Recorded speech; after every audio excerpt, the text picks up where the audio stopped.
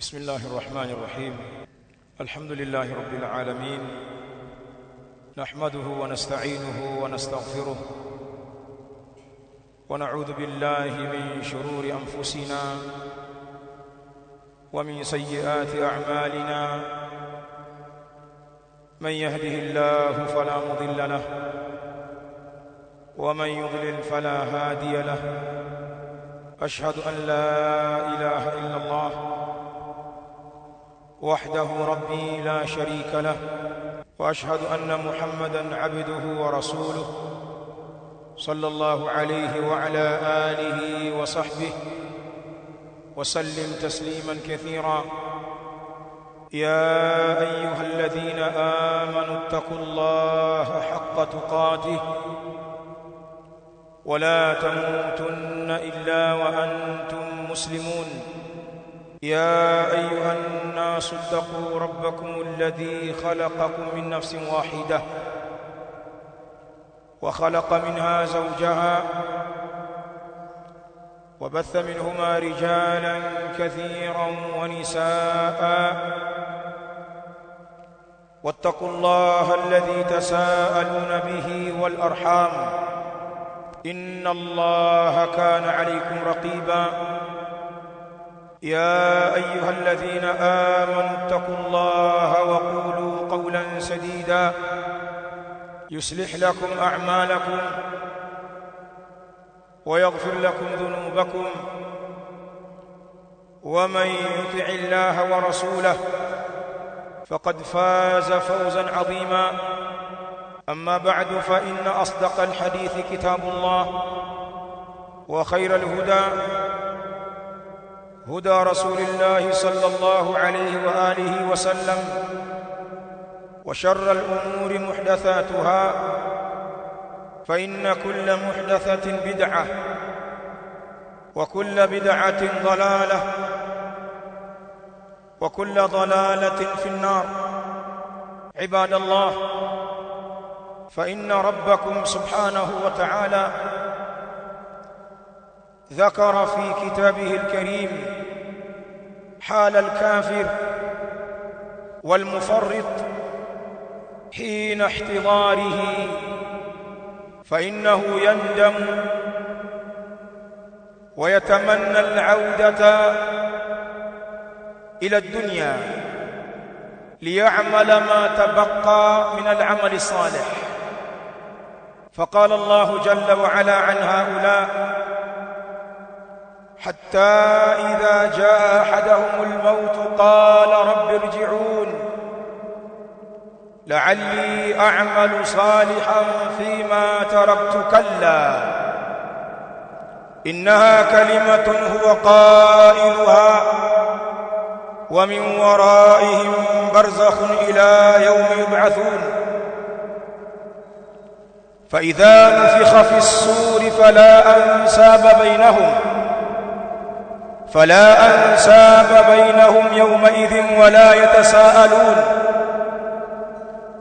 فمن ثقلت موازينه فأولئك هم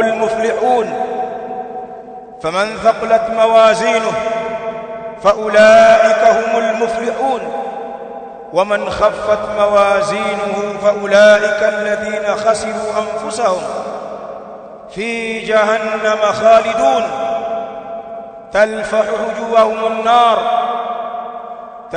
وجوههم النار وهم فيها كالحون. عباد الله، والإمام الترمذي رحمه الله تعالى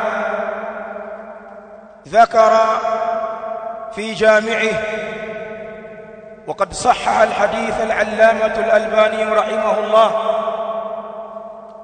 من حديث أنس بن مالك رضي الله تعالى عنه قال: قال النبي صلى الله عليه وآله وسلم: إذا أراد الله بعبد خيرا استعمله. قيل: كيف يستعمله يا رسول الله؟ قال: يوفقه لعمل صالح قبل الموت.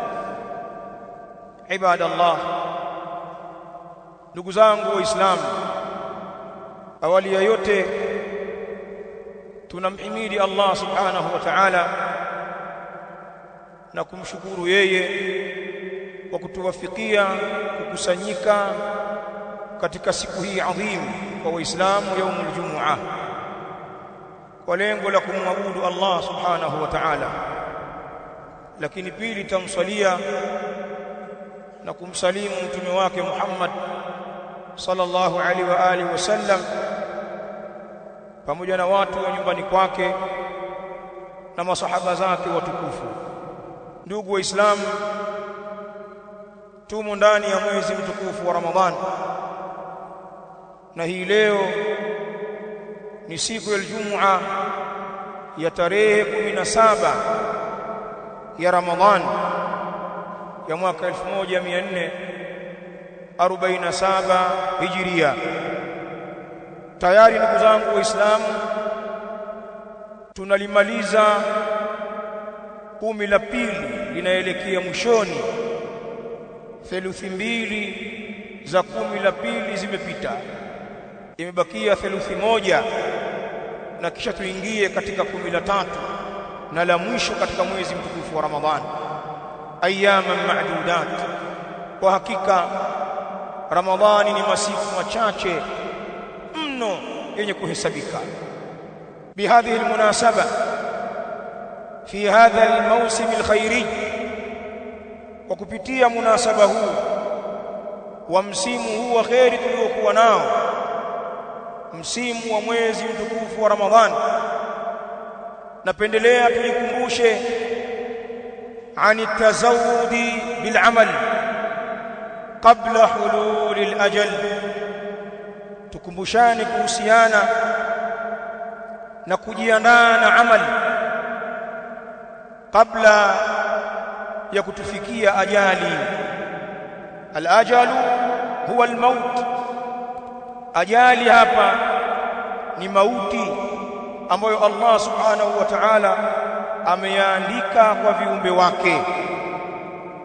At-tazawwud bil amali qabla hulul al-ajal, ni muhimu sana Waislamu kujiandaa kwa amali kabla ya kufika ajali. Allah subhanahu wa ta'ala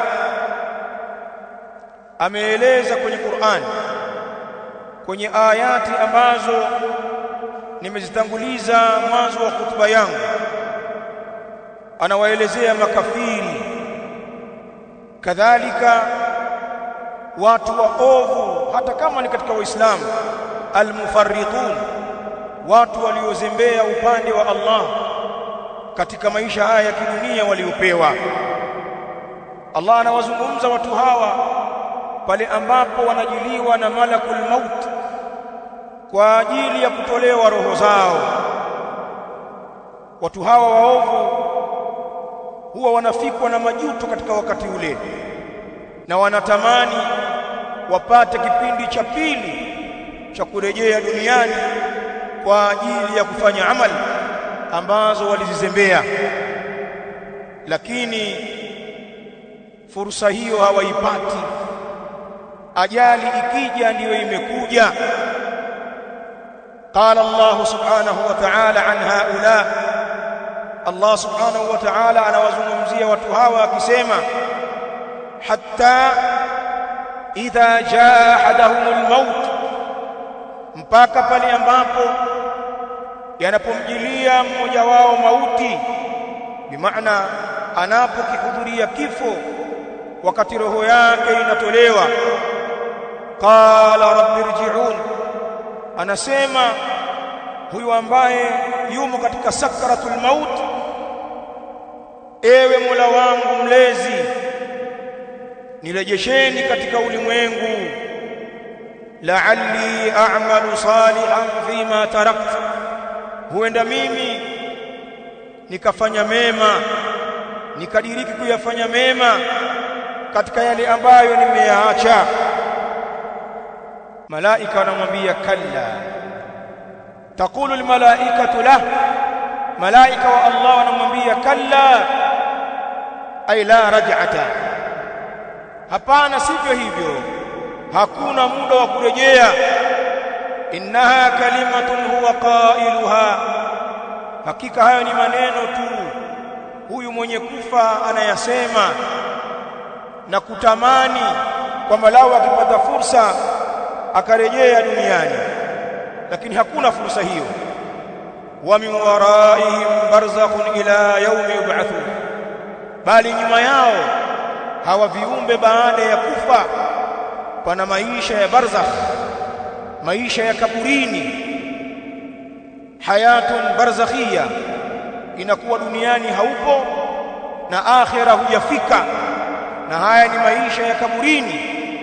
Watabaki hapo kwenye makaburi yao mpaka siku ya kufufuliwa watu kwa ajili ya hisabu. Allah anaendelea na masimulizi haya akisema, fa idha nufikha fi ssuri fala ansaba bainahum yawma idhin wala yatasaalun, na pindi litakapopulizwa parapanda, nafkhatul ba'thi wan nushur, parapanda la kufufuliwa na kukusanywa kwa Allah subhanahu wa ta'ala, likipulizwa hili, fala ansaba bainahum yawma idhin, hakuna nasaba baina yao siku hiyo, hakuna undugu bwana. Wala yatasaalun, na wala hawataulizana, vipi bwana, waendeleaje, huko kwako vipi? Hakuna time hiyo ya watu kuulizana wala kufikiria undugu. Kila mmoja atashughulishwa na lake. Ni siku nzito mno. Allah subhanahu wa ta'ala anaeleza, faman thaqulat mawazinuhu faulaika humul muflihun, na wale ambao zitakuwa nzito mizani zao, basi hao ndio ambao wamefaulu. Watu ambao mema yao yatakuwa mengi na yenye uzito, hao ndio ambao watafaulu siku hii. Waman khaffat mawazinuhu faulaika alladhina khasiru anfusahum, na wale ambao zitakuwa nyepesi mizani zao, basi hao ndio wale ambao wamezitia hasarani nafsi zao. Na watu hawa fi jahannama khalidun, na watu hawa watakuwa katika moto wa jahannam wakibakishwa humo milele kwa kuadhibiwa. Talfahu wujuhahum nar, unazibambua nyuso zao moto. Talfahu wujuhahum nar, unazibambua nyuso zao moto. Wahum fiha kalihun, na hali ya kuwa wao ndani ya huo moto ni wenye kuwachama midomo yao, wamekenua midomo meno nje kwa sababu ya uchungu wa adhabu katika moto wa jahannam. Ibadallah, ayati hizi zinawaelezea wale wenye kujuta, ambapo hawakutumia fursa ya uhai kufanya amali. Ibadallah, almuwaffaq, yule atakayeyafikiwa na Allah katika siku hii, ni yule ambaye amediriki kukusanya amali za kheri kabla ya mauti yake, kabla ya kumfika siku hii ambayo watu waovu wanajuta. Alimamu Tirmidhi rahimahullahu ta'ala kaitaja riwaya sahiha, wal allamatu al-Albani rahimahullahu ta'ala naye pia ameisahihisha katika sahihul jami', hadithi ya Anas ibn Malik radhiyallahu ta'ala anhu. Anasema Anas, qala an-nabiy sallallahu alayhi wa alihi wasallam, amesema mtume sallallahu alayhi wa alihi wasallam, idha arada Allahu bi'abdin khaira, na pindi anapotaka Allah kwa mja yoyote kheri, ista'malahu, basi anamtumia mja huyo. Alama ya kwamba Allah amemtakia mja wake kheri, basi anamtumia. Qil, pakasemwa, kaifa yasta'miluhu ya Rasulullah, vipi Allah atamtumia mja wake ewe mtume wa Allah? Faqala alayhi salatu wassalam, yuwaffiquhu li'amalin salihin qabla al-maut, ni kwamba Allah subhanahu wa ta'ala anamwafikia mja huyu kufanya amali njema kabla ya kufa. Hiyo ndio maana ya Allah subhanahu wa ta'ala kumtumia mja wake pale anapomtakia kheri. Ibadallah, ndugu zangu waislamu, sisi tumehimizwa na Qur'an na tumehimizwa na sunna za Mtume sallallahu alaihi wa alihi wasallam kuyatumia haya maisha ya ulimwengu kwa ajili ya kuchuma amali za kutufaa akhirah. Wa ha nahnu ibadallah fi hadha ash-shahr al-fadil, na sisi leo walillahi alhamd, Allah katuwafikia, tupo ndani ya mwezi huu wenye fadla, mausimul khair. Huu ni mwezi wa kheri, shahru taat, mwezi wa taa, shahru ibadat, mwezi wa ibada, shahru maghfirati warahma, mwezi wa msamaha, mwezi wa rahma, shahru al-itq minan nar. Huu ni mwezi wa watu kuachwa huru na moto wa jahannam.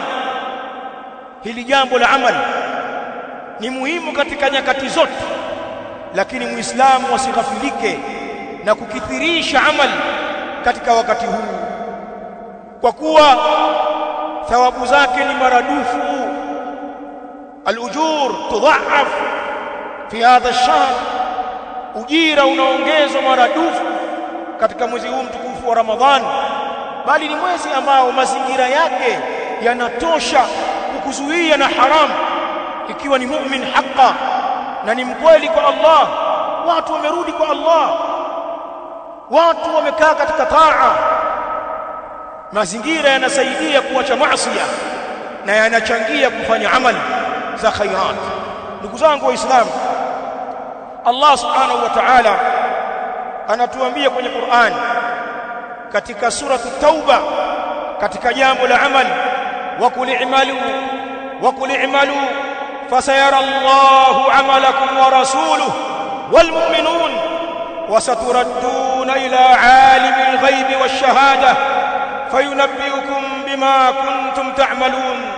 Wa qul i'malu, sema Muhammad, waambie hao fanyeni amali, a'malul birri wat ta'a. Muradi wa hapa ni amali za wema na taa, ikiwemo tauhid, ikiwemo as-salah na mengineyo katika mambo ya taa. Wa qul i'malu, sema waambie fanyeni amali, wasayara Allahu amalakum wa rasuluhu wal mu'minun, na atakuja kuziona Allah amali zenu na mtume wake atakuwa ni shahidi juu yake, na waumini watakuwa ni mashahidi juu ya amali hizo. Wasaturadduna ila alimil ghaibi washahada, na mtakuja kurejeshwa nini?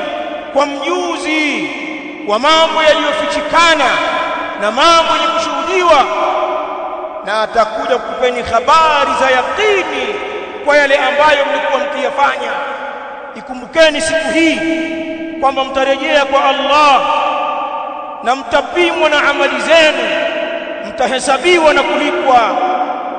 Na Allah subhanahu wa ta'ala ni sari'ul hisab, kama annahu subhanahu wa ta'ala shadidul iqab. Allah ni mwepesi wa hesabu zake ni za kweli, hakuna ghishi wala hakuna hadaa. Utapata malipo yako stahiki. In khairan fa khair, ikiwa una khair utaiona khair, hata kama ni ndogo kama sisimizi. Wa in sharran fa shar, na ikiwa ni shari utaipata shari yako, hata kama ni kwa udogo huo. Lakini pia Allah ni shadidul iqab, Allah ni mkali wa kuadhibu. Ni hesabu inayofuatiliwa na imewekwa adhabu juu yake kama ni hesabu mbaya, na kuna ujira juu yake ikiwa ni hesabu nzuri. Wasaturadduna ila alimil ghaibi wash-shahada fayunabbi'ukum bima kuntum ta'malun, na atawaambieni kwa yale ambayo mlikuwa mkiyafanya.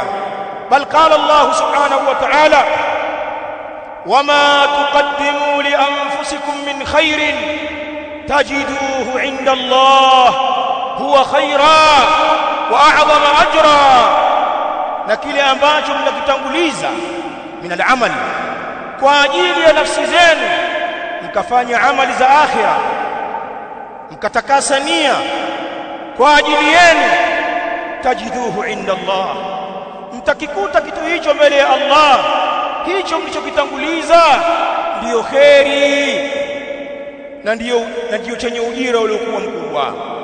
Ayuha nas ibadallah, bali Qur'an ukiachilia mbali kuhimiza amali njema, Qur'ani imewataja watu wema katika maeneo mbalimbali, imewataja kwa uzuri, imewataja kwa makarama. Miongoni mwa mazuri ambayo Qur'ani imewataja nayo watu wema, min anbiya'illahi wa rusulihi wa atba'ihi, hao wema ni katika manabii wa Allah na mitume wake na wafuasi wa manabii. Katika mambo waliotajwa nayo ni amali. Qala Allah ta'ala, innahum kanu yusari'una fil khairat wa yad'unana raghaban wa rahaban wa kanu lana khashi'in. Allah subhanahu wa ta'ala kwenye siyaki za aya hii yatakallam an nabiyihi Zakaria wa zawjatihi wa ibnihi Yahya alayhi salam. Allah anamzungumza mtume wake Zakaria na mtoto wake Yahya, manabii wa Allah hawa, na mke wa Zakaria. Innahum kanu yusari'una fil khairat, hakika wao hawa walikuwa wanapupia, wanakimbilia katika mambo ya khairat. Wayad'unana raghaban wa rahaba, na wanatuomba sisi hali ya kuwa wakiwa na tamaa ya kupata malipo mema na wakiwa na hofu. Wakanu lana khashi'in, na walikuwa kwetu sisi ni wenye unyenyekevu. Ibadallah, alhamdulillah wassalatu wassalamu ala rasulillah Muhammad bin Abdillah wa ala alihi wa ashabihi alkiram ajma'in. Amma ba'd, هذا هو القرآن في ناحية ذكر العمل. Kwa ufupi sana, hiyo ndiyo Qur'an katika upande wa kutaja amali, wal amilin, na upande wa kuwataja watu wenye kufanya amali njema.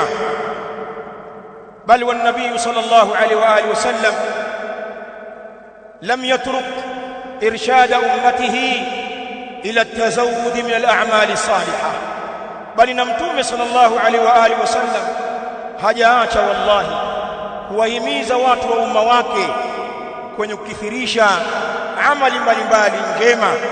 Pana riwaya nyingi katika hayo. Hebu niitaje moja, hadithi ya Abi Firas Rabi'a ibn Ka'b al-Aslami radiyallahu ta'ala anhu, hadithi ambayo shababu wengi wamehifadhi hadithi hii. Anasema Abu Firas Rabi'a ibn Ka'b al-Aslami radiyallahu ta'ala anhu, na huyu alikuwa ni miongoni mwa watumishi wa mtume sallallahu alaihi wa alihi wasallam, bal wa min ahli sufa, na ni miongoni mwa wanafunzi wa mtume msikitini. Alikuwa ni katika wale fukara wenye kuishi msikitini kwa mtume sallallahu alaihi wa alihi wasallam wakisoma ilmu. Riwaya hii kaitaja al-Imam Muslim rahimahullahu ta'ala kwamba Rabi'a anasimulia kilichomkuta akisema, kuntu abitu ma'a rasulillahi sallallahu alaihi wa alihi wasallam, nilikuwa nalala mimi pamoja na mtume sallallahu alaihi wa alihi wasallam, yani nyumbani kwake. Faatihi biwudu'ihi wa hajatihi, na kazi yangu mimi namletea yeye maji yake ya udhu anapotaka kutawadha. Abu Firas anamletea mtume sallallahu alaihi wa alihi wasallam maji ya udhu na kumhudumia kwa haja zake mbalimbali.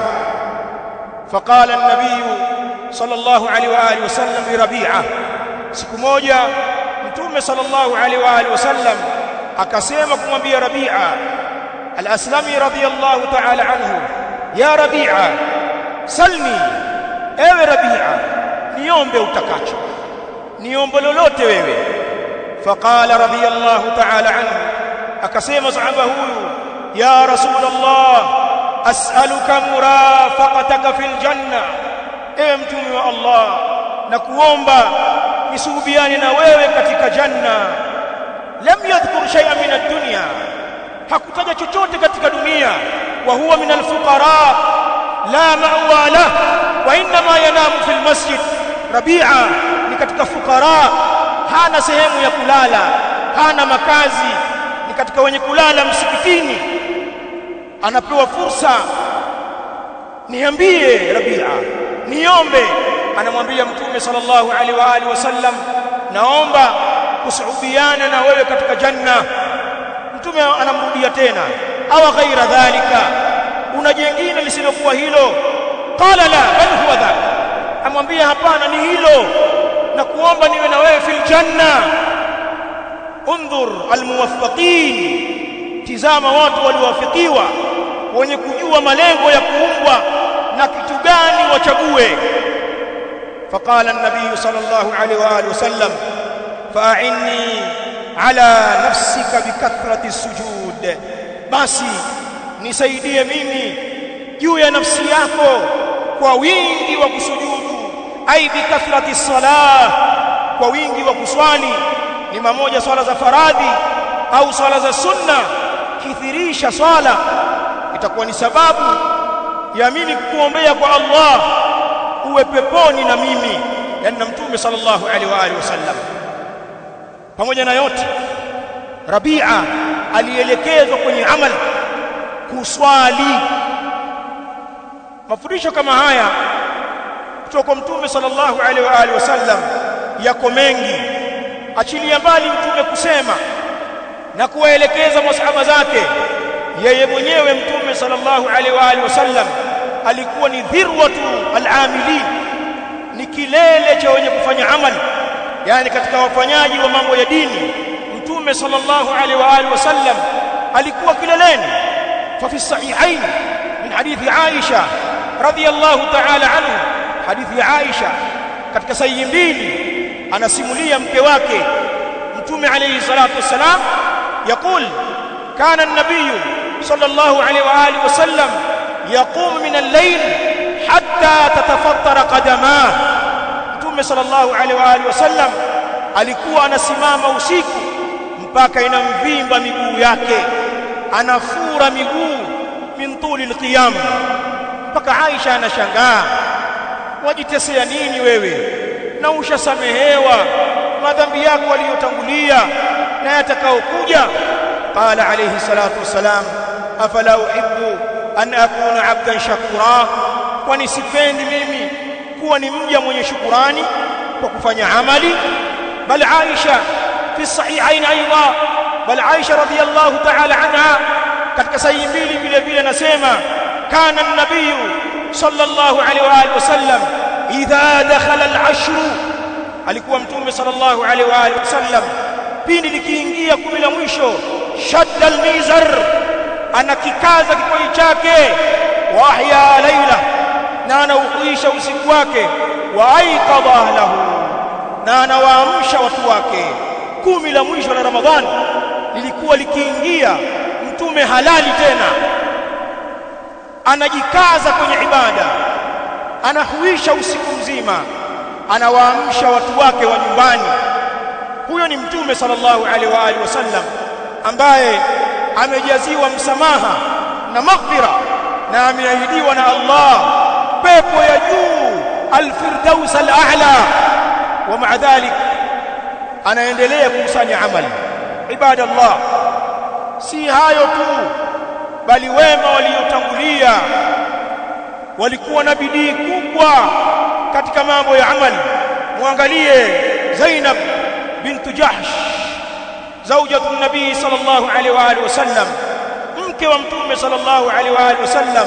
Zainab, riwaya imetajwa fi sahihain ndani ya Bukhari na Muslim ikimuelezea mama huyu, na anasimulia Anas ibn Malik radhiyallahu ta'ala anhu قال دخل رسول الله صلى الله عليه واله وسلم المسجد.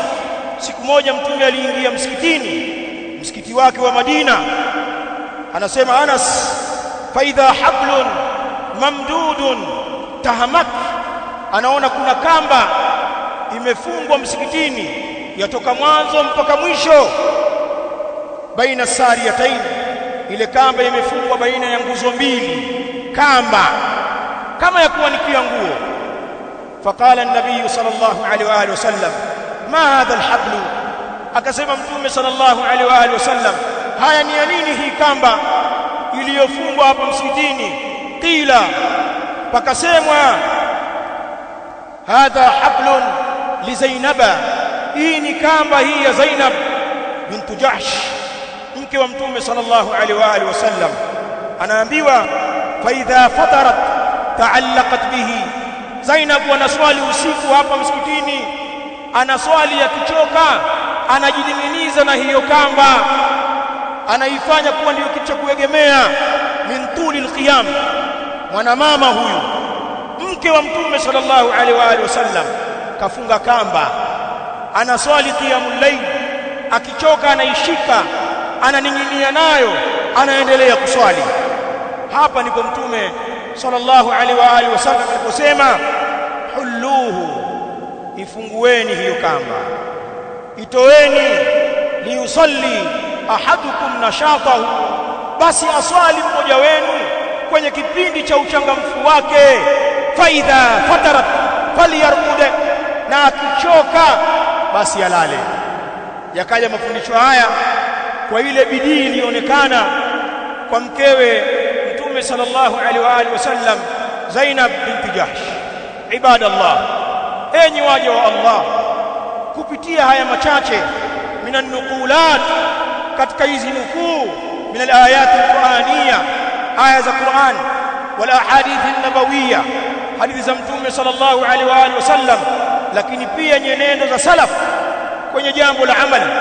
Napenda kuchukua fursa hii fi hadha ash-shahr al-fadil, fi hadha ash-shahr al-fadil, kwenye huu mwezi wenye fadla, kuwahimiza waislamu na kuihimiza nafsi yangu juu ya kutumia fursa ya amali tulizokuwa nazo. Wallahi, safari yetu ya akhira ina haja kubwa na amali kuliko chochote ambacho ukifikiria. Sisi waislamu, lau tukifikiria akhira na yale yaliyopo na uzito wake, tusingeweza kula, tusingeweza kunywa, tusingelipata ladha ya haya mambo ya kilimwengu. Lakini bisababil ghafla, kwa sababu ya kughafilika na shaitani anapotuchezea, tunajiona tupo tu, tunajiona tupo sana, na wengine wanadhani kwamba hali nzuri walizokuwa nazo hapa duniani watakuwa hivyo hivyo akhera, kama walipokuwa makafiri, kama wanavyoenjoy katika dunia, akili zao ndogo, wanadhani watakuwa hivyo hivyo akhera. La, akhera ni hasanat wasayiat, viwanja vya akhera vinafungamana na mema na mabaya. Ukiwa una mabaya utakiona cha mtema kuni, kuna adhabu ya Allah. Ukiwa una mema utafurahi namna utapokirimiwa na Allah katika janna yake. Allah Allah, ibadallah, tukithirishe amali katika mwezi huu. Sasa kuna amali nyingi katika mwezi wa Ramadhani. Mashekhi wanazungumza, maduati wanasema, makhatibu wanazungumza, lakini wasichoke kuzungumza, kuwaonyesha waislamu kheri zilizopo. Min alkhairat, miongoni mwa khairat ni qiyamu Ramadhan, ni kisimamo cha Ramadhan. Salatu tarawih, tunayo fursa hii. Swala ya tarawih haipo ila kwenye Ramadhan. Fadhila yake, qiyamul layl cha Ramadhan ni kama kusimama qiyamul layl usiku mzima ikiwa umeswali nyuma ya imam. Man qama ma'al imami hatta yansarifa kutiba lahu qiyamul layla, mtu atakayesimama tarawih na imamu wake akaswali naye mpaka akamaliza, anaandikiwa kisimamo cha usiku mmoja, kana kwamba ameswali usiku mzima tarawih. Katika khairat alquran, qiraat alquran, imeelezwa sana hili katika khutba iliyopita, usomaji wa Qur'an na fadhila zake. Wa hakadha dhikr, kumdhukuru Allah, subhanallah, alhamdulillah, la ilaha illa Allah, la hawla wala quwwata illa billah, la ilaha illa Allah wahdahu la sharika lah, lahu almulku wa lahu alhamdu wa huwa ala kulli shay'in qadir, na nyinginezo katika adhkari kwenye kila munasaba. Ni fursa hii katika Ramadhani kuleta adhkar. Wa hakadha alikthar min as-sadaqat, fursa kukithirisha sadaqa, tujitolee katika mali zetu, tuwasaidie maskini wasio na kitu, aitam, wajane, bali tuwafuturishe wafungaji. Wallahi, kupia kumfuturisha mfungaji hata kwa nusu ya tende, hata kwa funda la maji, usiache fursa hii ikupite ya kutoa sadaka yako katika mwezi wa Ramadhani. Ni fursa. Wa hakadha, ukikosa vyote hivyo, huwezi kuyafanya yote hayo, basi toa sadaka ya uso wako. Wanasema ulama, tabasamu basi katika nyuso za Waislamu wenzako. Kuwa hivyo katika miezi yote, lakini zidisha tabasamu katika Ramadhani. Kwa nini? Watabassumu ala wajhi akhika sadaqa, na kutabasamu katika uso wa ndugu yako Muislamu ni sadaka hiyo. Wa antalqa akhaka biwajhin talqin, na wewe kukutana na ndugu yako na uso uliochangamka. Huna pesa ya kutoa, basi toa tabasamu, ingiza furaha kwa Waislamu wenzako. Kam min alkhairat, kuna khairi ngapi ambazo twaweza tukazifanya. Basi niihimize nafsi yangu na nyinyi kwa mara ya mwisho kwamba tunaelekea akhera. Huko akhera panahitajika amali. Safari yetu ni nzito. Allah ametuweka hai, Ramadhani imetukuta, hatujui tumebakisha muda gani wa kurejea kwa Mola wetu, hatujui. Wallahi, tumia fursa ya sasa, tujipinde kwenye hii Ramadhani kutengeneza akhira yetu, kutengeneza mustakbali wetu mbele ya Mola wetu subhanahu wa ta'ala. Bihadha alqadri kifaya, wallahu ta'ala